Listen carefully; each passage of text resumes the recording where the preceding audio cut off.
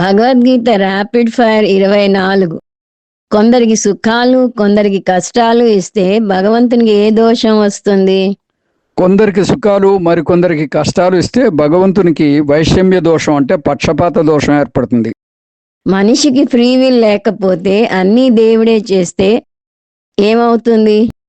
ధర్మశాస్త్రాలు నిష్ప్రయోజనం అవుతాయి. జంతువులకు మనుషులకు ఉన్న ప్రధాన భేదం ఏమిటి? బుద్ధితో నిర్ణయాలు తీసుకునే స్వేచ్ఛా సంకల్పం మనిషికి ఉంది, అది జంతువులకు లేదు. నిమిత్త మాత్రం భవ సవ్యసాచిన్ అని కృష్ణుడు ఎవరితో అన్నాడు? నిమిత్త మాత్రం భవసవ్య సాచిన్ అని కృష్ణ పరమాత్మ అర్జునుడితో అన్నాడు. నిమిత్త మాత్రంగా ఉండటం అంటే ఏమిటి? రాగద్వేషాలను వదిలి దైవేచ్ఛనం అంటే ధర్మాన్ని పాటించడం. ధర్మపదంలో నడిస్తే దేనిని సరిగా ఉపయోగించినట్లు లెక్క?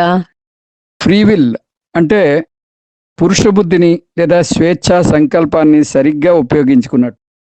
అధర్మ పదంలో నడిస్తే దేనిని దుర్వినియోగం చేసినట్లు? అధర్మ పదంలో నడిస్తే ఫ్రీవిల్ని అంటే పురుష బుద్ధిని దుర్వినియోగం చేసినట్టు అవుతుంది.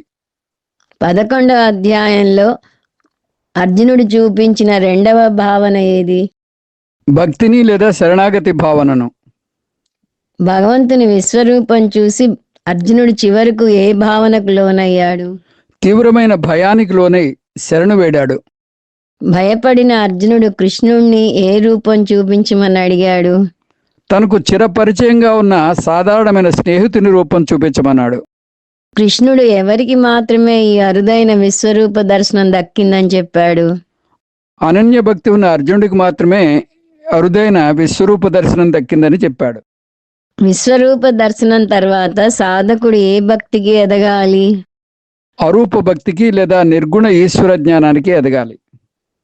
జ్ఞాని భగవంతునికి భిన్నంగా లేడని తెలుసుకోవటాన్ని ఏమంటారు? అద్వైత భావన లేదా ఐక్య జ్ఞానం అంటారు. 11వ అధ్యాయం దేంతో ముగుస్తుంది? 11వ అధ్యాయం అర్జున్ని స్తుతి అంటే శరణాగతి ఇంకా కృష్ణుని ఉపసంహారంతో ముగుస్తుంది.